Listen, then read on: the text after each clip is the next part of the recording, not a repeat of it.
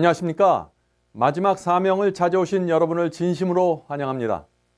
마지막 사명은 이 시대의 성도들이 반드시 알아야 할 말씀과 예언을 체계 있게 살펴보는 성경 연구 시간입니다. 또한 오늘날 기독교에서 오해되고 있는 문제들도 깊이 있게 앞으로 살펴보려고 합니다. 여러분들은 매 강의 시간마다 성경의 중요한 주제들을 만나게 될 것입니다. 오늘은 첫 번째 시간으로 예언을 공부하는 이유에 대해서 살펴보도록 하겠습니다. 성경에는 두 개의 대표적인 예언서가 있습니다. 무엇과 무엇일까요? 구약 성경에는 다니엘서가 있고 신약 성경에는 요한계시록이 있습니다. 자, 그러므로 성경의 예언에 관심이 있는 분이라면 반드시 다니엘서와 요한계시록의 예언을 이해하고 깨달아야 하는 것입니다. 마지막 사명에서는 앞으로 다니엘서와 요한계시록에 나오는 중요한 예언들을 살펴보고 정리해 나갈 것입니다. 예언을 공부할 때는 특별한 마음 자세가 필요합니다. 우리의 마음이 잠시 이 땅을 떠나 있어야만 합니다. 왜냐하면 이 땅에 붙여있는 우리의 마음으로는 하늘의 계시를 이해할 수 없고 이해한다고 할지라도 우리 마음에 전격적인 부흥이 일어나지 않기 때문입니다. 하늘의 계시를 보기 위해서는 이 땅의 세속과 욕심과 이기심으로부터 몸을 돌려야만 하는 것입니다. 그래야만 하늘의 계시가 보이고 우리 마음속에 놀라운 부흥이 생기게 될 것입니다. 자, 이제 본론으로 돌아가서 마지막 시대 성도들이 예언을 반드시 공부해야 하는 이유에 대해서 살펴보도록 하겠습니다. 자, 예언을 공부하는 세 가지 이유가 있습니다. 자, 첫 번째 이유는 하나님께서 당신의 백성들에게 미래를 펼쳐 보여주시기 원한다는 것입니다. 예언은 하나님께서 당신의 백성들에게 이렇게 말씀하시는 것입니다. 내 백성아, 중세기에는 이런 일이 일어날 거야. 그러므로 그때는 이쪽으로 피해야 해. 말세가 되면 이런 일이 일어날 거야. 그러므로 그때는 저쪽으로 가야 해. 이런 식으로 하나님의 백성이 피할 길을 보여주고 사탄이 어떻게 공격할 것을 보여주는 것이 예언입니다. 예수께서는 예언의 중요성에 대해서 이렇게 말씀하셨습니다. 요한복음 14장 29절에 그 말씀이 있습니다. 이제 일이 이루기 전에 너희에게 말한 것은 일이 이룰 때 너희로 믿게 하려 함이라. 자, 이 말씀이 무슨 뜻입니까? 일이 이루어지기 전에 예언을 통해서 미리 말씀해 주시는 이유가 무엇이라고 여기서 말했습니까? 예언대로 그 일이 이루어질 때 믿음을 주시기 위해서라고 했습니다. 짐승의 표 환란에 대한 예언을 아는 사람들은 그 예언이 이루어질 때 두려움에 압도당하지 않고 오히려 믿음으로 주께서 인도하는 길을 걷게 될 것입니다. 그러나 예언을 모르면 어떻게 될까요? 예언이 성취될 때 캄캄한 암흑 속에 빠지게 되는 것입니다. 아무것도 모르는 상태로 그 예언이 이루어지는 장면을 맞이하게 되는 것입니다. 이것이 우리가 예언을 공부해야 하는 중요한 이유입니다. 자, 그러나 오늘날 많은 사람들이 이렇게 이야기를 하죠. 요한계시록은 닫혀진 책이기 때문에 이해할 수 없습니다. 예언에 대한 해석이 저마다 다르고 오해하기 쉬우므로 닫아두는 것이 좋습니다 라는 말들이죠. 혹시 여러분 중에 그런 말들을 좀 들어보신 분들이 계십니까? 정말 요한계시록은 닫아두어야 할 책일까요? 요한계시록, Revelation이라는 그 영어 단어 자체가 펼쳐져 있다, 계시되어 있다라는 뜻을 갖고 있습니다. 우리에게 오픈되어 있다는 뜻입니다. 하나님께서는 요한계시록 1장부터 이 사실을 분명하게 말씀해 주셨습니다. 요한계시록 1장 1절과 3절 읽겠습니다. 예수 그리스도의 계시라 이는 하나님이 그에게 주사 반드시 속히 될 일을 그 종들에게 보이시려고 그 천사를 그 종 요한에게 보내어 지시하신 것이라. 자, 이 말씀이 무슨 뜻입니까? 계시록은 하나님께서 반드시 이루어질 일을 요한에게 보여주셔서 기록하게 하였다는 것이죠. 자, 3절 읽어보겠습니다. 이 예언의 말씀을 읽는 자와 듣는 자들과 그 가운데 기록한 것을 지키는 자들이 복이 있나니 때가 가까움이라. 만일 계시록에 기록된 이 말씀이 이해할 수 없는 말씀이라면 어떻게 여기서 이 예언의 말씀을 읽는 자와 듣는 자들과 그 가운데 기록한 것을 지키는 자들이 복이 있다고 말씀하실 수 있을까요? 하나님의 예언서는 이해할 수 있는 책입니다. 우리가 반드시 이해해야만 하는 책입니다. 다니엘서와 요한계시록은 말세를 살아가는 성도들을 위해서 기록된 특별한 책이 되는 것입니다. 오늘날 어떤 사람들은 이렇게 또 얘기하죠. 예수님만 알면 구원받는데 사복음만 알면 되는 거 아닙니까? 하는 말들이죠. 정말 그렇습니까? 그렇다면 왜 예수께서 요한계시록에 이런 말씀을 남기셨을까요? 계시록 22장 7절과 10절입니다. 보라, 내가 속히 오리니 이 책의 예언의 말씀을 지키는 자가 복이 있으리라 하더라. 이 책의 예언의 말씀을 인봉하지 말라, 때가 가까우니라. 얼마나 분명한 말씀입니까? 요한계시록의 말씀을 열어서 연구하고 그 말씀을 지키는 것은 주님의 뜻입니다. 성도 여러분, 하나님께만 속한 영역이 두 개가 있습니다. 어떤 영역일까요? 하나는 창조이고 다른 하나는 미래를 열어주시는 예언입니다. 자, 하나님께서는 하나님 이외의 모든 잡신들은 망할 것이라고 선언했습니다. 그 말씀이 예레미야서에 있습니다. 예레미야서 10장 11절입니다. 너희는 이같이 그들에게 이르기를 천지를 짓지 아니한 신들은 땅 위에서 이 하늘 아래서 망하리라 하라. 얼마나 분명한 말씀입니까? 창조주가 아니면 모두 거짓신이라는 것입니다. 거짓신과 거짓신을 믿는 자들은 모두 멸망당하게 될 것이라는 뜻이죠. 이 세상이 잡신들이 얼마나 많이 있습니까? 인도에는 신의 종류가 3,000개 이상이나 된다고 합니다. 이 세상에는 수많은 종파에서 믿는 신들이 있죠.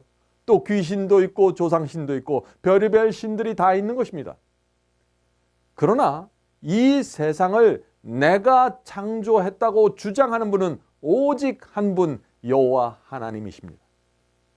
그래서 성경은 처음부터 태초에 하나님께서 천지를 창조하시느니라 라고 선언하고 있는 것입니다. 자, 하나님께만 속한 또 하나의 영역, 그것은 미래를 열어 보여주시는 예언입니다. 이사야 선지자가 우상 숭배자들에게 하는 말을 좀 들어보시기 바랍니다. 이사야서 41장 21절과 23절입니다. 나 여호와가 말하노라, 너희 우상들은 소송하라. 우상을 법정에 끌고 가서 따지라는 말입니다. 무엇을 따지라는 것일까요? 계속해서 읽겠습니다. 너희는 확실한 증거를 보이라. 장차 당할 일을, 미래에 있을 일을 이라는 뜻이죠. 장차 당할 일을 우리에게 진술하라. 뒤에 올 일을 알게 하라. 그리하면 너희가 신인 줄 우리가 알리라. 자, 무슨 뜻입니까? 이 말씀은 하나님께서 우상들과 잡신들에게 장차 일어날 사건과 미래를 예언해 보라고 요구하는 것입니다. 만일 너희가 미래에 대해서 정확하게 예언할 수 있다면 내가 너희를 신으로 인정하겠다라고 말씀하시는 것이죠. 하나님께서 왜 이런 말씀을 하실까요? 왜냐하면 우상들과 잡신들은 예언을 할 수 없기 때문입니다. 미래를 알 수 없는 것입니다. 예언은 오직 하나님께만 속한 영역이기 때문에 그렇습니다. 성도 여러분, 하나님께서 창조주의 능력을 사용해서 우리에게 장차 일어날 일들을 보여주시는 것입니다. 예언은 그렇게 중요한 것입니다. 그런데 하나님께서 어떻게 미래에 일어날 일을 미리 아실 수 있을까요? 하나님께서는 전지전능한 분이십니다. 그래서 시간과 공간을 초월해서 미리 그 사건 현장을 보실 수 있는 것입니다. 그리고 우리에게 미래에 어떤 일들이 일어날 것을 다니엘서와 요한계시록을 통해서 알려주시는 것입니다. 자, 왜 알려주실까요? 왜냐하면 그것을 알아야만 우리가 사탄의 공격과 미혹을 피할 수 있기 때문입니다. 하나님께서 가르쳐 주시는 것입니다. 하나님께서는 선지자들에게 꿈과 계시를 주시고 그것을 말씀으로 기록하게 했습니다. 그래서 우리가 성경에 기록된 예언을 갖게 된 것입니다.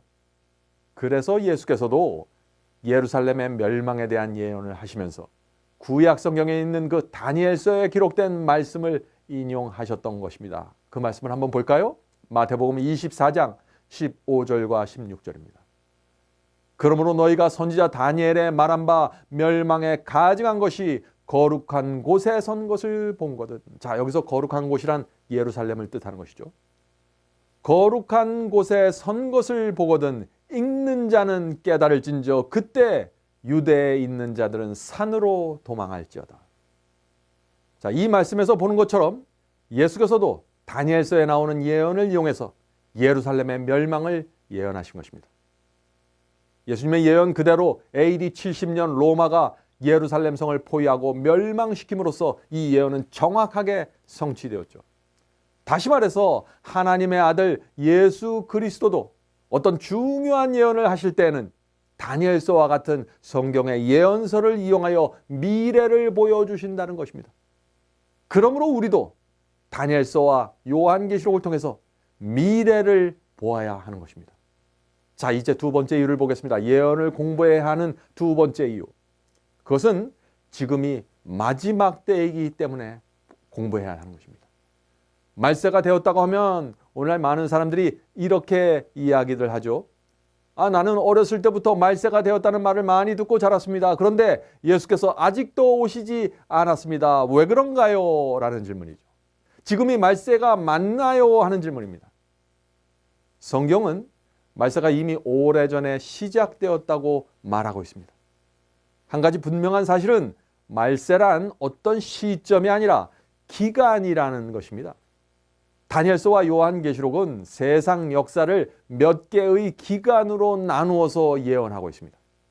다니엘서 2장의 신상 예언, 또 다니엘서 7장의 네 짐승과 작은 뿔, 또 계시록에 나오는 7교회, 7인, 7나팔 예언은 모두 세상 역사를 몇 개의 기간으로 나누어서 설명하고 있는 것입니다.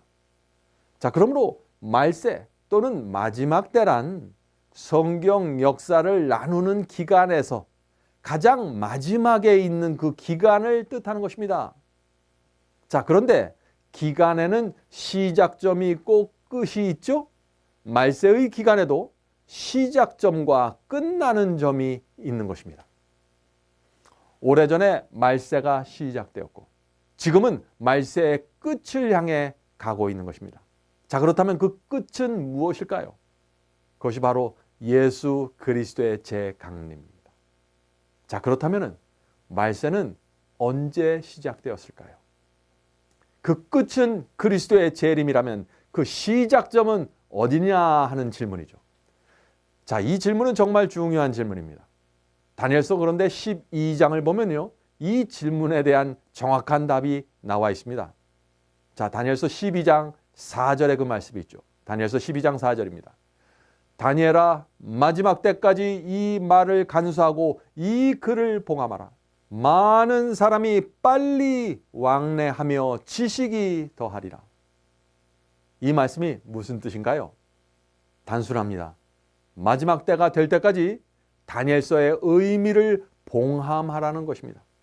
다시 말해서 마지막 때가 가까이 오면 다니엘서가 열리고 봉함이 풀리면서 그 뜻이 공개될 것이라는 뜻입니다. 그리고 다니엘서의 의미가 무엇인지 해석되면 그때부터 많은 사람들이 빨리 왕래하면서 지식이 크게 늘어나게 될 것이라는 뜻이죠. 자, 다니엘서 12장 4절 말씀은 마지막 때가 시작될 때 나타나는 두 가지 징조를 말해줍니다. 두 가지 징조입니다. 첫 번째 징조는 다니엘서 예언의 의미가 열려지는 것입니다. 다시 말해서 다니엘서의 의미가 해석되기 시작하면 곧 말세가 시작된다는 것입니다. 다니엘서는 말세가 시작될 때까지 봉함될 것입니다. 그래서 천사가 마지막 때까지 이 말을 간수하고 봉함하라고 한 것이죠. 자, 그런데 왜 말세가 될 때까지 다니엘서의 예언이 봉함되게 될까요? 왜냐하면 다니엘서는 마지막 때를 위한 예언이므로 그때까지는 성도들이 다니엘서의 의미를 분명하게 알 필요가 없는 것입니다. 자, 실제로 말세가 되기 전까지는 기독교회가 다니엘서 예언의 의미를 정확하게 해석할 수가 없었습니다. 그러나 말세가 가까이 오면서 예언의 의미가 열리고 해석되기 시작했던 것입니다. 자, 그렇다면 우리가 여기서 중요한 질문을 할 수 있죠. 누가 다니엘서의 봉함을 풀고 예언을 해석하기 시작했을까요? 그것은 마틴 루터와 종교 개혁자들입니다. 중세기가 지나고 천년의 종교 암흑 시대가 끝나갈 무렵 마틴 루터와 종교 개혁자들이 여기저기서 일어나게 되었습니다. 하나님께서 그들을 일으키신 것입니다. 그래서 개신교 신앙이 등장하더니 그들이 다니엘서의 예언을 해석하기 시작했던 것입니다. 다니엘서 12장 14절 예언 그대로 수천 년 동안 봉함되었던 다니엘서의 예언이 공개되기 시작한 것입니다. 마지막 때가 되면서 하나님께서 예언을 열어주셔서 알려주시기 시작한 것입니다. 성도 여러분, 이미 오래전에 그러므로 마지막 때가 시작된 것입니다. 지금은 마지막 때의 끝을 향해서 우리가 달려가고 있는 것입니다. 자, 이제 마지막 때가 되었음을 알려주는 두 번째 징조를 살펴보겠습니다. 다니엘서 12장 14절의 후반부에 마지막 때가 되었음을 알리는 두 번째 징조가 나옵니다. 다니엘서의 봉함이 풀리고 마지막 때가 되면 많은 사람들이 빨리 왕래하며 지식이 더하리라고 했죠. 자, 이 말씀은 무슨 뜻입니까? 다니엘서의 봉함이 풀리고 해석이 되면 사람들이 빨리 왕래하는 교통의 속도가 급격하게 빨라지면서 지식이 폭발적으로 증가하게 될 것이라는 뜻입니다. 자, 실제로 이 예언도 정확하게 이루어졌습니다.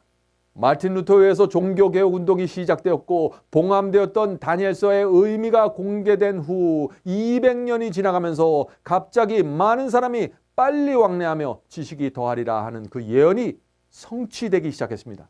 그때 어떤 일이 일어났을까요? 18세기가 되면서 영국에서 갑자기 산업혁명이 일어나게 되었습니다. 인간은 수천 년 동안 말이 달리는 속도로 왕래했는데 영국에서 갑자기 산업혁명이 일어나면서 방적기와 증기기관차가 나오게 되었습니다. 엔진이 개발되고 급속한 발전을 이루게 되었습니다. 에덴 동산 이후 수천 년 동안 인간은 말이 달리는 속도로 이동했는데 이제는 음속의 몇 배로 날아다니는 우주 시대가 된 것입니다. 성도 여러분, 마지막 시대가 되었습니까? 그렇습니다. 성경은 산업혁명 시대가 시작되면서 마지막 시대가 되었다고 말하고 있는 것입니다. 자, 다니엘서 12장 4절을 다시 읽어보겠습니다.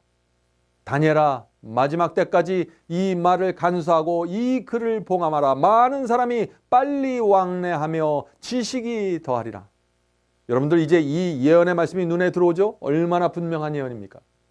한 가지 흥미있는 사실이 있습니다. 그것은 다니엘서 12장 4절에 나오는 마지막 때 The time of the end라는 그 말이 성경 전체 5번이 나오는데 놀랍게도 5번 모두 다니엘서에 기록되어 있다는 것입니다. 다니엘서는 그러므로 지금 이 시대를 사는 그리스도인들을 향하여 마지막 때가 되었음을 외치고 있는 것입니다. 요한계시록도 마찬가지입니다. 계시록도 마지막 때를 위한 하나님의 기별입니다. 요한계시록은 총 22장으로 되어 있는데 12장부터는 말세에 대한 예언으로 가득 채워져 있습니다. 계시록의 절반 이상이 말세에 대한 예언에 집중되어 있는 것입니다. 다시 말해서 우리가 살고 있는 이 시대부터 예수께서 오실 때까지의 예언이 요한계시록의 그 절반 이상을 차지하고 있다는 것입니다. 얼마나 놀랍습니까? 성도 여러분, 요한계시록의 예언은 이 시대의 저와 여러분을 위한 예언입니다. 우리가 반드시 알아야 할 말씀으로 가득 채워져 있는 것입니다. 놀라운 사실은 성경에 나오는 거의 모든 예언은 이미 성취되었다는 것입니다. 99%가 성취되었습니다. 이제 우리 앞에 남아있는 예언은 4가지밖에 없습니다. 그 4가지가 무엇일까요? 가장 먼저 우리에게 다가올 예언은 짐승의 표 환란입니다. 그리고 나서 7재앙이 오고 그리고 나서 아마겟돈 전쟁 그리고 마지막으로 그리스도의 재강림으로 이 세상 역사는 끝나게 되는 것입니다. 요한계시록의 후반부는 그래서 이 네 가지 예언을 집중해서 다루고 있는데 이 네 가지 예언이 성취되고 나면 세상 역사가 끝마쳐지게 되는 것입니다. 우리가 요한계시록을 공부해야 될까요? 그렇습니다. 반드시 공부해야 하는 것입니다. 자, 여기서 한 가지 꼭 알아야 할 것이 있습니다. 지금까지는 한 예언이 성취되고 다음 예언이 성취될 때까지 수백 년이 걸린 예언들이 많이 있습니다. 그런데 우리 앞에 남아있는 예언들은 한 가지가 이루어지면 신속하게 나머지 예언들이 이루어질 것입니다. 왜 그럴까요? 왜냐하면 이 남아있는 네 가지 예언은 서로 깊이 연관되어 있기 때문입니다. 우리가 이 사실을 요한계시록을 앞으로 공부하면서 분명하게 확인하게 될 것입니다. 그러므로 짐승의 표 환란이 일어나기 전에 우리의 믿음과 신앙을 준비해야 하는 것입니다. 그때부터는 우리가 준비할 시간이 없는 것입니다. 예언이 신속하게 나머지 모든 예언들이 성취될 것이기 때문에 그렇죠. 그리스도의 초림 때 예언을 몰랐던 유대인들이 사탄에게 미혹당해서 멸망당했던 것처럼 그리스도의 재림 때에도 마지막 때에 대한 예언을 모르면 길을 잃어버리고 멸망당하게 되는 것입니다. 조심하셔야 됩니다. 예언을 공부하면 많은 분들이 이런 질문을 합니다. 짐승의 표 환란이 일어나면 예수께서 재림하실 때까지 얼마나 긴 시간이 걸립니까? 라는 질문이죠. 그 네 가지 마지막 예언이 이루어지는데 얼마나 긴 시간이 필요합니까? 라는 질문입니다. 자, 예수님의 답변을 들어보시기 바랍니다. 예수께서는 분명하게 말씀해 주셨어요. 마태복음 24장 20절부터 22절입니다. 너희의 도망하는 일이 겨울에나 안식일에 되지 않도록 기도하라. 이는 그때 큰 환란이 있겠습니다. 창세로부터 지금까지 이런 환란이 없었고 그 후에도 없으리라. 그 날들을 감하지 아니할 것이면 모든 육체가 구원을 얻지 못할 것이나 그러나 택하신 자들을 위하여 그 날들을 감하시리라. 얼마나 감사합니까? 예수께서 지금 무엇을 말씀하셨습니까? 마지막 환란은 역사 이래 없는 큰 환란이지만 그 기간은 하나님께서 택하신 성도들을 위해서 그 환란의 날들을 감해 주시겠다고 말씀하시는 것입니다. 자, 환란의 날을 감해 주신다는 것이 무슨 뜻입니까? 짐승의 표 환란이 시작되면은 아주 짧은 시간에 예수 그리스도의 재림까지 모든 예언이 이루어진다는 것입니다. 짐승의 표 환란이 일어나면 그리스도의 재림은 매우 가까이 임박했다는 뜻입니다. 자, 성도 여러분, 우리가 짧은 기간의 그 마지막 환란 동안 주님의 손을 붙잡고 지나면 다니엘과 세 친구들처럼 하나님의 말씀과 계명에 충성하면서 통과한다면 그리스도의 재림을 맞이하게 된다는 것입니다. 얼마나 소망스러운 말씀입니까? 그러므로 하나님의 예언과 말씀을 아는 성도들은 짐승의 표 환란이 일어나면 곧 오실 그리스도의 재림을 바라보면서 마지막 환란을 인내로써 통과하게 된다는 것입니다. 자, 이제 예언을 연구해야 할 세 번째 이유를 살펴보겠습니다. 자, 세 번째 이유는 사탄의 치명적인 기만에 속지 않기 위해서입니다. 사탄의 치명적인 기만에 속지 않으려면 예언을 공부해야 한다는 것입니다. 자, 성경학자들은요, 성경이 세 부분으로 나눠져 있다고 말하죠. 역사가 3분의 1이고 교훈이 3분의 1이고 예언이 3분의 1이라고 합니다. 자, 그러므로 우리가 예언을 소홀히 여기면 어떻게 된다는 뜻인가요? 하나님의 뜻에, 하나님의 말씀에 3분의 1을 놓치고 살아가게 된다는 것입니다. 그러므로 예언을 모르면 사탄에게 기만당할, 미혹당할 가능성이 매우 높아진다는 것입니다. 구원을 잃어버릴 수 있다는 것입니다. 제가 너무 과장해서 지금 말씀한다고 생각하십니까? 그렇지 않습니다. 여러분이 만일 사탄의 기만이 얼마나 치명적으로 일어나는지 알게 되면 여러분들도 제 말에 동의하게 될 것입니다. 자, 이제 사탄의 기만이 그럼 얼마나 치명적인지 한번 살펴보겠습니다. 죄는 에덴 동산에서 시작된 것이 아니죠. 죄는 하늘에서 시작된 것입니다. 사탄은 하늘에서 전쟁을 일으켰습니다. 요한계시록은 분명하게 그 사실을 말하고 있습니다. 요한계시록 12장 7절부터 9절의 그 말씀이시죠. 하늘에 전쟁이 있으니, 분명하죠? 전쟁은 하늘에서 시작된 것입니다. 하늘에 전쟁이 있으니 미가엘과, 자, 여기서 미가엘이 누굽니까? 미가엘은 그리스도께서 사탄과 전쟁할 때 사용하는 특별한 이름입니다. 이 미가엘이라는 단어가 성경에 4번 등장하는데, 이 미가엘이라는 이름이 나올 때마다 그리스도께서 사탄의 군대와 싸우는 장면이 나오는 것입니다. 자, 그래서 이 미가엘이라는 뜻을 보면은요, 누가 여호와와 싸우겠느냐라는 뜻입니다. 자, 계속해서 말씀 읽겠습니다. 하늘에 전쟁이 있으니 미가엘과 그의 사자들이, 자, 미가엘을 따르는 천사들을 말하는 것입니다. 미가엘과 그의 사자들이 용으로 더불어 사탄으로 더불어 싸울새 용과 그의 사자들도 싸우나. 자, 하늘에 전쟁이 있는데 누구와 누구가 싸운다고 했습니까? 용과 미가엘입니다. 다시 말해서 사탄과 그리스도가 싸우는 것입니다. 사탄과 그리스도 사이에 전쟁이 벌어졌던 것입니다. 그 전쟁으로 인해서 하늘이 둘로 나누어진 것입니다. 사탄을 지지하는 천사들과 그리스도를 지지하는 천사들이 전쟁을 하게 된 것입니다. 자, 그렇다면 그 전쟁의 결과가 어떻게 되었을까요? 8절에 그 대답이 나옵니다. 8절입니다. 이기지 못하여 다시 하늘에서 저희의 있을 곳을 얻지 못한지라. 자, 하늘에서 쫓겨난 사탄과 패배자들이 어디로 갔다고 했습니까? 9절에 대답이 나옵니다. 9절입니다. 큰 영이 내어 쫓기니 옛뱀 곧 마귀라고도 하고 사탄이라고도 하는 온 천하를 꿰는 자라.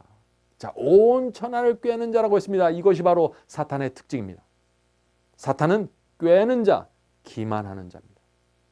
자, 그 전쟁에서 어떤 일이 벌어졌을까요? 계속해서 읽겠습니다. 땅으로 내어 쫓기니, 지구로 내어 쫓긴다는 얘기죠. 땅으로 내어 쫓기니 그의 사자들도 저와 함께 내어 쫓기니라.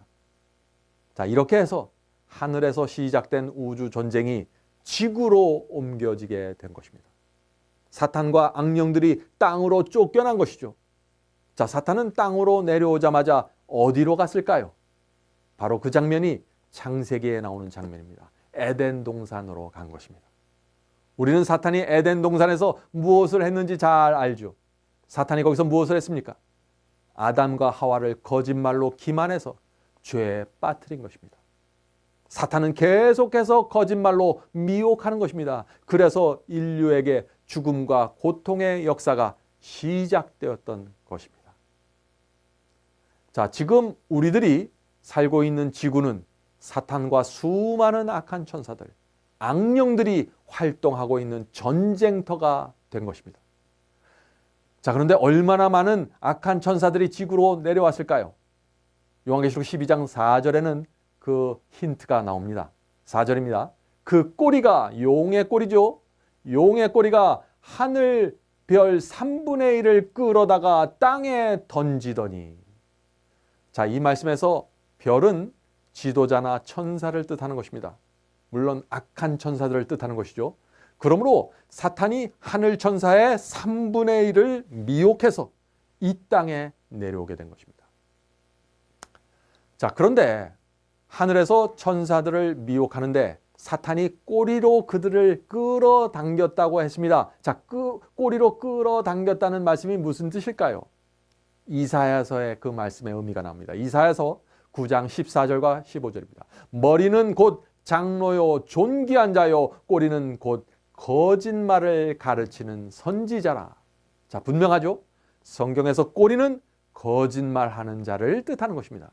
그러므로 사탄은 자그마치 하늘 천사의 3분의 1을 30%를 거짓말로 기만해서 자기 편으로 만들어서 하나님을 대적하는 전쟁을 벌인 것입니다. 천사들이 누굽니까?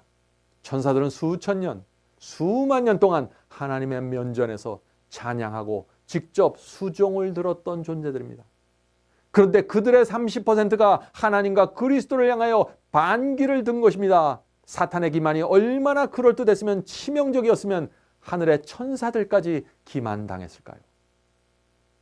이제 여러분들은 제가 왜 사탄의 기만이 치명적이라고 말하는지 이해하시겠습니까? 자, 이런 사탄의 치명적인 기만이 지구 역사에서 계속해서 벌어지고 있는 것입니다.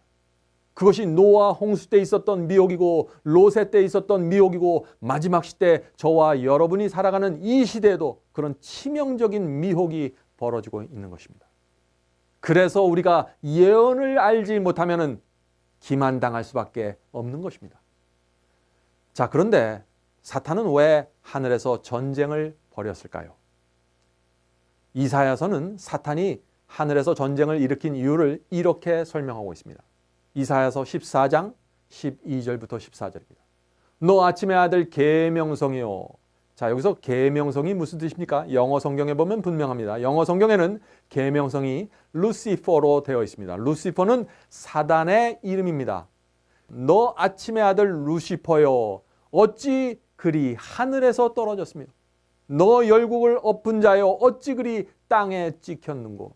내가 내 마음에 이르기를 내가 하늘에 올라 하나님의 뭇별 위에 나의 보좌를 높이리라. 내가 북극 지폐 산 위에 좌정하리라. 가장 높은 구름에 올라 지극히 높은 자와 비기리라 하로다. 자, 이 말씀 속에 사탄의 공격 목표가 분명히 나와 있죠. 사탄의 목적이 무엇입니까? 하나님의 보좌를 빼앗는 것입니다. 하나님과 같은 권위를 갖고 온 우주를 자기가 지배해 보겠다는 것입니다. 그것이 사탄의 목적입니다.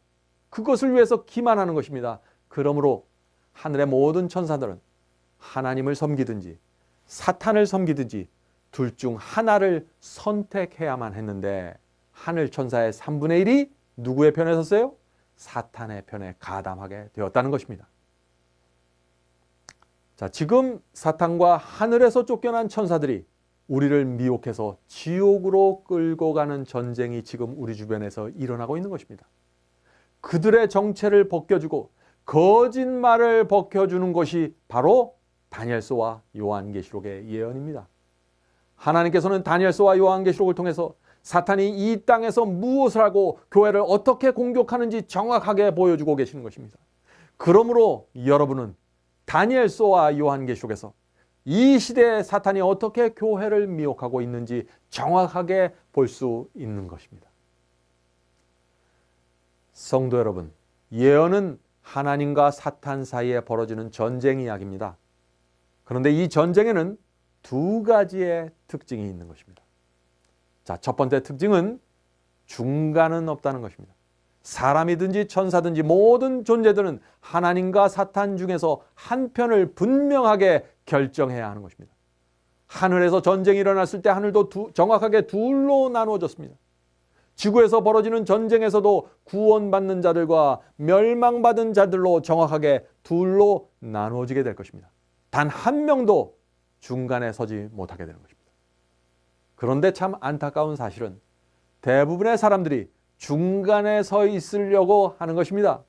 이쪽도 아니고 저쪽도 아닌 그 중간 말이죠. 바로 그런 어정쩡한 신앙 태도 때문에 결국 기만당하고 마는 것입니다. 지금 벌어지고 있는 전쟁에는 중간은 없습니다. 하나님 편에 분명하게 서지 않는 모든 사람들은 결국 기만당하게 될 것입니다. 자, 두 번째 특징을 살펴볼까요? 두 번째 특징은 하나님과 사탄 사이에 치열한 전쟁이 벌어질 때마다 절대 다수의 사람들이 사탄의 기만에 넘어간다는 것입니다. 제가 무엇이라고 했나요? 절대 다수라고 했습니다. 절대 다수가 사탄의 기만에 넘어간다고 했습니다. 자, 왜 그렇게 많은 사람들이 사탄의 기만에 넘어가게 될까요? 왜냐하면은 대부분의 사람들이 넓은 길을 걷기 원하기 때문이죠. 자신이 듣기 원하는 자기의 귀를 기쁘게 하는 그런 말씀을 받아들이기 때문입니다. 좁은 길은 길이 가파르고 협착해서 사람들이 싫어하는 것입니다. 그래서 하나님께서 예언을 주시는 것입니다. 예언이 주는 메시지는 바로 이런 것입니다. 내 백성아, 사탄과 거짓 선지자들이 너희를 미혹할 때 손해와 고통이 있을지라도 좁은 길을 걸어라. 만일 너희들이 넓은 길을 선택하면 사탄의 덫에 걸리게 될 것이야. 너희가 진리를 위해서 사자굴에 들어가야 한다면 다니엘처럼 들어가야 한다. 염려하지 마라. 그러나 내가 마지막 날에 너희를 무덤에서 부활시킬 거야. 만일 너희가 살기 위해서 그런데 좁은 길을 피한다면 거기에는 영원한 멸망이 있을 뿐이다. 조심해라 내 자녀들아. 하늘에서 너희가 받을 보상이 크단다. 이 땅에서는 진리를 붙잡고 살아라. 이것이 예언을 통해서 하나님께서 주시는 메시지입니다. 성도 여러분, 지금은 전쟁 중입니다. 그런데 이 전쟁은 장로교회와 침노교회의 전쟁이 아닙니다. 개신교와 천주교의 전쟁도 아닙니다. 이 전쟁의 당사자는 하나님과 사탄이고 우리는 그 둘 사이에서 누구를 지지할 것인가를 결정해야 하는 것입니다. 다니엘서와 요한계시록은 내가 어떻게 구원받고 영생을 얻을 수 있을까라는 문제에 초점을 맞추지 않습니다. 예언은 나의 구원에 초점을 맞춘 것이 아닙니다. 다니엘서와 요한계시록은 사탄이 어떻게 교회와 진리를 공격할 것인지를 초점 맞추고 있는 것입니다. 그래서 사탄이 교회를 이런 방식으로 공격할 것이야. 그러므로 그때 우리 성도들은 이 길로 가지 말고 저 길로 가야 한다고 말해주는 것이 예언입니다. 이것이 바로 우리가 예언을 공부해야 하는 이유입니다. 자, 성도 여러분, 우리의 구원은 예언이 말해주는 메시지를 받아들이는 태도에 의해서 결정되는 것입니다. 그리스도께서 이 땅에 탄생하셨을 때도 그랬죠. 메시아의 탄생에 대한 예언을 어떻게 이해하고 받아들였는가에 따라서 그 당시의 사람들의 구원이 이루어졌던 것처럼 각 시대마다 예언을 받아들이는 태도에 따라서 구원과 멸망이 결정된다는 것입니다. 또한 구원은 하나님과 사탄 사이의 전쟁에서 내가 끝까지 하나님의 편에 선 결과로 얻어지게 되는 것입니다. 하나님의 승리를 위해서, 하나님의 영광을 위해서 내 생애를 바친 결과로 자연스럽게 얻어지는 열매가 구원입니다. 이것이 예언을 통해서 보는 인간의 구원입니다.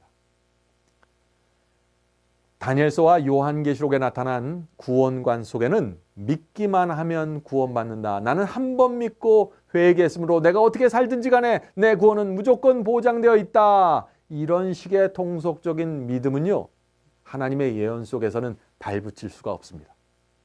왜냐하면 예언은 매 시대마다 핍박과 순교에 굴복하지 않고 끝까지 충성하는 성도들이 구원받는다는 사실을 분명하게 보여주고 있기 때문이죠. 그런데 예언을 공부하다 보면은 이런 질문을 하는 분들이 있습니다. 이 질문은 참 흥미있는 질문입니다. 하나님께서 성경에 기록해 놓으신 모든 예언들이 정확하게 성취되어 왔고 지금도 정확하게 성취되고 있는데 왜 사탄은 아직도 하나님을 대적합니까? 왜 사탄은 하나님을 공격하고 있습니까? 결국에는 예수께서 재림하셔서 악인들을 심판하시고 멸망할 텐데 왜 계속해서 하나님을 대적하고 있습니까? 라는 질문입니다. 참 흥미있는 질문이죠? 사탄은 다니엘서와 요한계시록의 예언을 잘 압니다. 지금까지 하나님의 예언이 정확하게 성취되었음을 압니다. 그리고 성경이 자신의 운명을 어떻게 예언하고 있다는 사실도 잘 압니다. 그럼에도 불구하고 사탄은 하나님을 대적하고 있습니다. 자, 왜 그럴까요? 여러분은 이 질문에 어떻게 대답하시겠습니까? 사탄은 예언을 알지만 믿지 않는 것입니다. 사탄은 다니엘서와 요한계시록의 예언을 잘 압니다. 그러나 자신이 그 예언에 성취되는 것을 막을 수 있다고 믿는 것입니다. 다시 말해서 사탄은 하나님과 대적해서 이기는 모습을 보여주고 싶은 것이죠.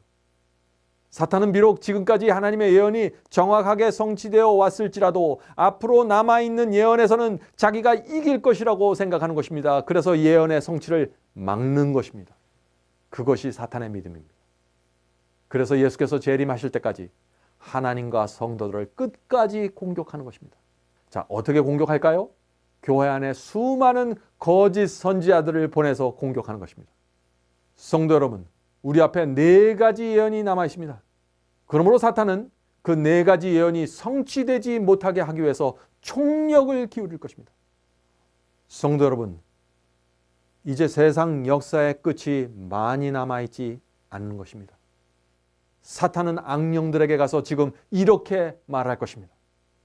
우리는 하나님의 예언이 성취되지 못하게 막아야만 합니다. 만약 우리가 연합해서 예언의 성취를 막을 수 있다면 하나님은 전지전능하고 완전하다는 그 성경의 진리를 무너뜨릴 수 있습니다. 그렇게 되면은 하나님도 틀릴 수 있고 완전하지 않다는 사실이 입증되는 것입니다. 우리가 단 한 번이라도 하나님의 예언을 파괴하고 그대로 이루어지지 않게 만들 수 있다면 온 우주가 하나님은 완전하지 않다는 우리의 말에 동의하게 될 것입니다. 그렇게 되면은 사탄 내가 하나님과 동등한 보좌에 앉을 수 있게 되는 것입니다. 성도 여러분, 이것이 사탄의 목적입니다. 그래서 이사야 선지자는 오래전에 이런 말씀을 남긴 것입니다. 아까 이 말씀을 읽었죠? 이사야서 14장 12절과 14절입니다. 너 아침의 아들 루시퍼요, 네가 네 마음에 이르기를 내가 하늘에 올라 하나님의 뭇별 위에 나의 보좌를 높이리라. 내가 북극 지표의 산 위에 좌정하리라. 가장 높은 구름에 올라 지극히 높은 자와 비기리라 하도다. 성도 여러분, 우리가 어떻게 살아야 할까요? 우리는 하나님의 예언을 성취시키는 자들로 살아가야 하는 것입니다. 하나님의 예언이 이루어질 때 하나님의 편에 확실하게 서야 하는 것입니다. 그것이 우리가 하나님께 영광과 승리를 돌리는 길입니다. 우리가 잊지 말아야 할 것은 예언은 반드시 성취된다는 것입니다. 왜냐하면 예언이 성취되어야 하나님께서 사탄을 이기시고 멸망시킬 수 있기 때문이죠. 이것은 굉장히 중요한 사상입니다. 지금 온 우주가 우리를 내려다보고 있습니다. 그래서 사도 바울은 고린도전서 4장 9절에서 우리는 세계 곧 천사와 사람에게 구경거리가 되었노라 라고 기록한 것입니다. 지금 우주 세계와 천사들이 우리의 모습과 우리의 결정과 우리의 선택을 지켜보고 있는 것입니다. 하나님의 아들이 이 땅에서 십자가에서 돌아가셨는데 사람들이 십자가의 은혜를 어떻게 받아들이는가를 지켜보고 있는 것입니다. 과연 그리스도의 피 묻은 은혜를 입은 사람들이 누구의 편에 서고 진리를 붙잡는가를 지켜보고 있는 것입니다. 또한 거짓 선지자와 악령들이 어떻게 성도들을 기만하고 하나님께 대항해서 싸우는지, 또 하나님께서는 당신의 백성들을 그때마다 어떻게 인도하는지 지켜보고 있는 것입니다. 하나님께서 우리 모두를 하늘까지 지키시고 인도해 주실 것입니다. 그것을 믿어야 됩니다. 자, 그런데 무엇을 통해서 우리를 지키시고 인도해 주실까요? 예언을 통해서 우리를 지키시는 것입니다. 들을 귀가 있는 자들은 하나님의 예언이 이 길이 정론이 이리로 가라라고 가르쳐 주실 때 그 음성을 듣게 될 것입니다. 우리는 반드시 예언을 공부해야만 합니다. 이해해야만 합니다. 예수께서는 이 예언의 말씀을 읽는 자와 듣는 자들과 그 가운데 기록한 것을 지키는 자들이 복이 있나니 때가 가까움이라 라고 말씀하셨습니다. 때가 가까운 것입니다.